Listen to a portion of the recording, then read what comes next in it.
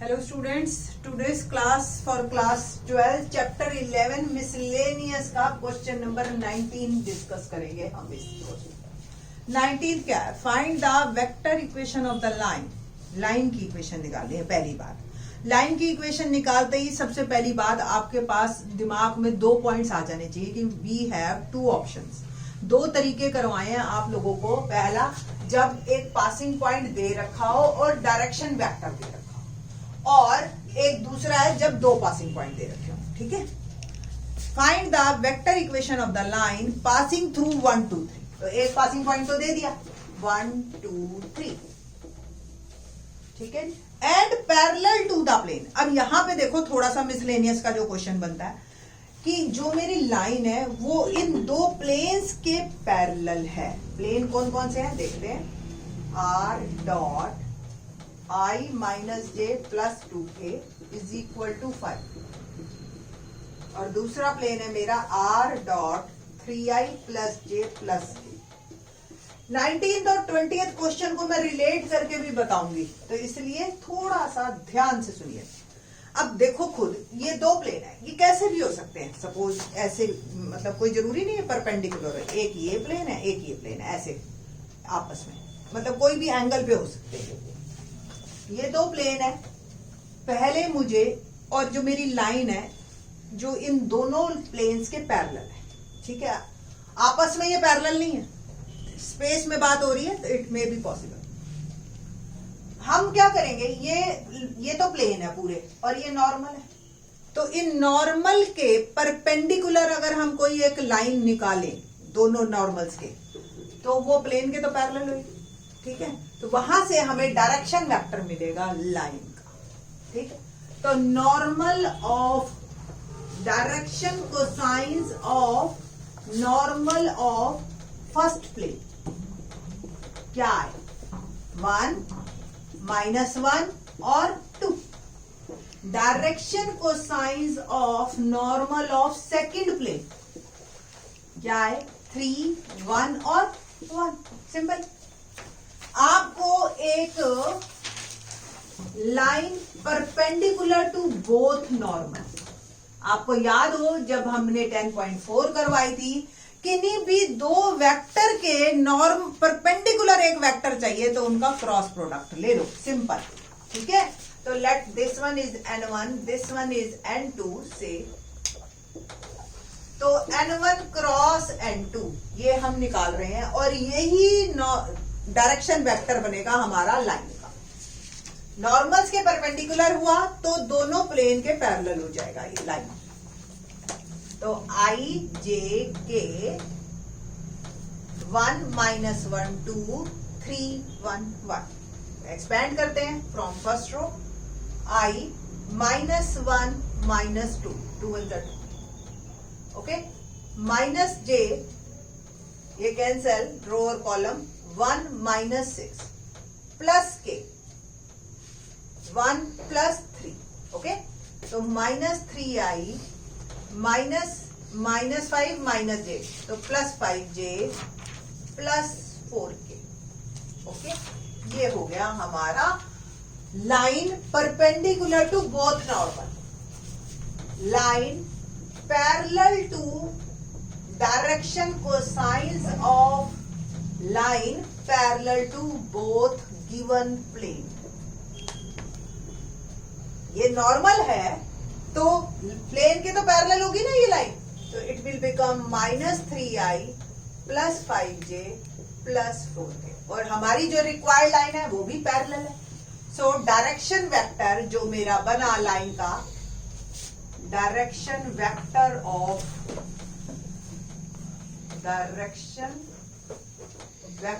Of given line, required line is -3i + 5j + 4k. Let it be B. Equation of required line. Formula क्या होता है हमारे पास? R A + λB. So R A क्या है? I + 2j + 3k plus lambda, B क्या है -3i plus 5j plus 4k। Cover हो? ये आपका आंसर है -3i plus 5j plus 4k और i plus 2j plus 3k। ये तो ऑलरेडी ही मिला हुआ है। कार्टेशियन फॉर्म में लिखना है तो आपका दिल करे तो लिख दीजिए, अदरवाइज क्योंकि क्वेश्चन हमारा वेक्टर फॉर्म में है तो देयर इज नो नीड, आप इसको लिख सकते हो। ठीक है, ये आपकी कार्टेशियन फॉर्म है लाइन। अब देखिए क्वेश्चन नंबर ये था 19, सिंपल। मैं एक बार रिकॉल करवा देती हूँ कि क्या एक पासिंग पॉइंट दे रखा है और दो प्लेन दे रखे थे जिसके पैरेलल थी हमारी लाइन। अब 20th क्वेश्चन में क्या फर्क है, आपको एक पासिंग पॉइंट दे रखा होगा और दो लाइंस दे रखे होंगे जिसके परपेंडिकुलर होंगे। प्लेन्स के पैरेलल और लाइंस के परपेंडिकुलर एक ही बात है, तो भी आपको क्रॉस प्रोडक्ट ही निकालना है। देखिए कैसे। क्वेश्चन नंबर 20 है।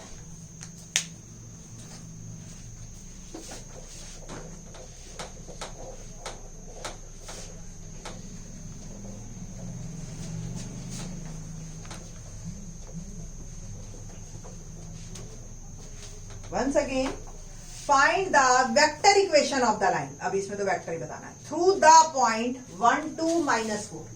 तो a वेक्टर तो मेरे को दे दिया 1 2 -4, वेक्टर फॉर्म में लिखूंगी तो i plus 2j minus 4k, ये मेरा आ गया। दूसरा, and perpendicular to the two lines. देखिए परपेंडिकुलर टू द, पहली लाइन ये है,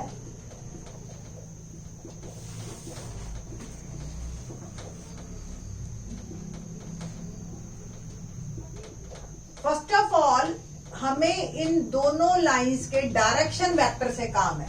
पासिंग पॉइंट से हमें कोई काम नहीं, डायरेक्शन वेक्टर से काम है, क्योंकि इन दोनों लाइंस के परपेंडिकुलर है मेरी रिक्वायर्ड लाइन, तो ये डायरेक्शन वेक्टर है। फर्स्ट ऑफ ऑल आपको जो चेक करना होता है, दिमाग में रखिए हमेशा कि ये फॉर्म जो है लाइन की होती है जनरल फॉर्म, तो आपके एक्स वाई जेड के कोफिशिएंट हमेशा पॉजिटिव 1 होना चाहिए, तभी आप एलएमएन को डिसाइड करेंगे। तो यहाँ पे कोई आपको दिक्कत नहीं है, आपके पेपर में हल्का सा लिटिल बिट फर्क आ सकता है। सीबीएसई में तो बहुत छोटा छोटा मिस्टेक कर देते हैं, एक सेट में ये इक्वेशन दे दी, दूसरे सेट में आपको जो है -x + 8 दे देंगे। ठीक है, तो इस तरह से हल्का सा डिफरेंस कर देते हैं 3 सेट्स में, तो भी आपको जरा चेक करके ध्यान से काम करना है। तो यहाँ पे direction cosines of first line क्या हुआ, या डायरेक्शन वेक्टर, ठीक है, एक ही बात है। 3 -16 और 7, सिंपल, क्योंकि हमारे एक्स वाई जेड के कोफिशिएंट 1 है, positive 1। Direction cosines of second line 3 8 -5। Direction cosines of required line which is perpendicular to both given lines। और आपको पता है कोई दो लाइंस के परपेंडिकुलर आपको एक लाइन निकालनी है तो उनका क्रॉस प्रोडक्ट है ना। तो लेट ये B1 है, ये B2 है, जनरली लाइन में डायरेक्शन वेक्टर को हम B1 B2 से डिनोट करते हैं, तो B1 क्रॉस B2 निकालना है हमें, जैसे पहले N1 N2 का निकाला था पिछले क्वेश्चन। IJ के 3 -16 7 3 8 -1, एक्सपेंड करते हैं हम इसको by first row I।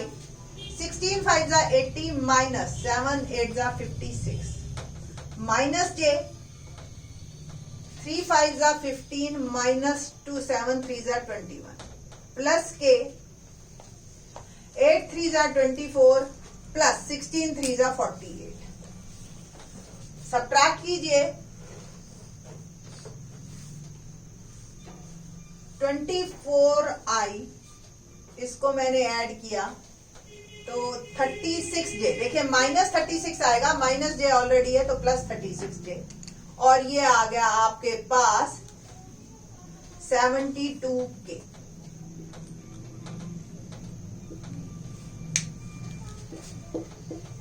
Okay, तो ये मेरे पास आ गया है डायरेक्शन वेक्टर, किसका, मेरी रिक्वायर्ड लाइन का। पासिंग पॉइंट है ही, तो equation of required line is R, formula होता है a प्लस लैम्डा बी, तो R is I plus 2j minus 4k plus lambda 24I plus 36j plus 72k। बहुत ज्यादा है, आपको दिख रहा है तो 12 से आप कैंसिल भी कर सकते हो इसके प्रोपोर्शंस को, अदरवाइज मतलब ये भी ठीक है। आपको अगर पीछे आंसर कुछ इस तरीके का दिख रहा हो, जैसे ये इसमें कॉमन ले सकते हो क्योंकि ये डायरेक्शन वेक्टर शो कर रहा है, तो अगर ये 12 से पूरे नंबर जो है आपके कैंसिल आउट हो रहे हैं, तो it can be written as 2i plus 3j plus 6k, both are correct one, no problem. ठीक है, तो आप अगर पीछे आंसर, आई डोंट नो पीछे आंसर क्या दे रखा है, ये भी अपने आप में करेक्ट है, 2i plus 3j and plus 6k। ठीक है जी, तो इस तरीके से ये क्वेश्चन नंबर 19 और 20 दोनों बहुत इंपॉर्टेंट है, और दोनों में एक में प्लेन था तो पैरेलल दे दिया था, और लाइन थी तो परपेंडिकुलर दे दिया है। क्वेश्चन नंबर 21 देखते हैं, क्या है question number 21? Prove that if a line has the intercept A B C is at a distance of p unit from the origin. देखिए स्पेस में बात कर रहे हैं, अगर हमें ये होता तो, अगर इंटरसेप्ट फॉर्म आपने याद हो a और b हमने की थी 10, अब हम 3D में बात कर रहे हैं, तो कोई लाइन है जो कि तीनों को कट कर रही है। अब ये इसमें क्योंकि ये 2D है, इसमें दिखाई नहीं देगा, तीनों एक्सिस को कट कर रही है ए बी सी पे। तो first of all equation of line intercept form in 3D, बिल्कुल 2D से रिलेट करेंगे, x by A plus y by B plus z by C is equal to 1, ये इक्वेशन कहते हैं ओरिजिन से इसका डिस्टेंस p। तो आपको पता है लाइन की इक्वेशन कोई पहले नॉर्मल फॉर्म क्या होगी, क्योंकि पहले तो परपेंडिकुलर डिस्टेंस की बात करेंगे ना, और नॉर्मल फॉर्म आपको ध्यान हो x by A y by B plus z by C minus 1 divide by coefficient of x का whole square, coefficient of y का whole square, coefficient of z। Same question आपने 11th में भी किए थे, और हमने प्लेन के में भी क्या रखे हैं, प्लेन की इक्वेशन की नॉर्मल फॉर्म कई बार कर लिया ये क्वेश्चन। अगर इसका डिस्टेंस हम ओरिजिन से पास करें, ये नॉर्मल फॉर्म है, डिस्टेंस फ्रॉम ओरिजिन, यानी कि x y z की वैल्यू 0 0 0 पुट कर दें, और distance is always positive, that's why मैंने मॉड लगाया। तो 0 by a 0 by b 0 by C minus 1 upon under root 1 upon a square 1 upon b square plus 1 upon c square is equal to p दे रखा है। ठीक है ना, origin से डिस्टेंस इसका p है। वेरी सिंपलर वन, ये 0 हो गया उठा के, ये -1 मॉड की वजह से पॉजिटिव हो गया, कुल मिला के मेरे पास ये सिचुएशन आ गई।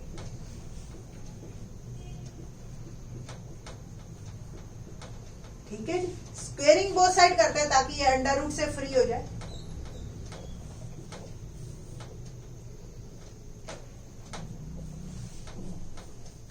p स्क्वायर, इसको इधर और इसको इधर ऑल्टरनेंडो कहते हैं हम इसको।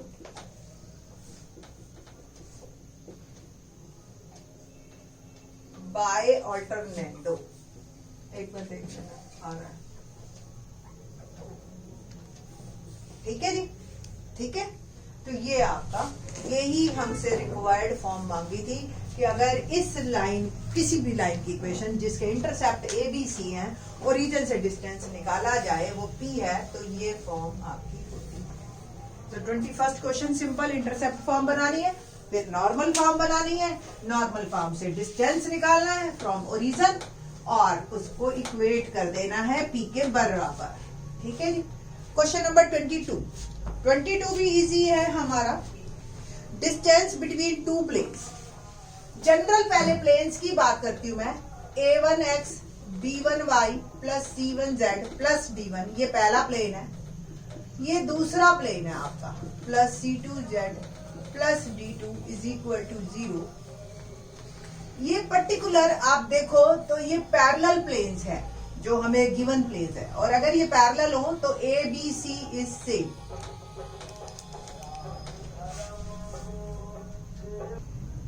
Distance between two parallel plane formula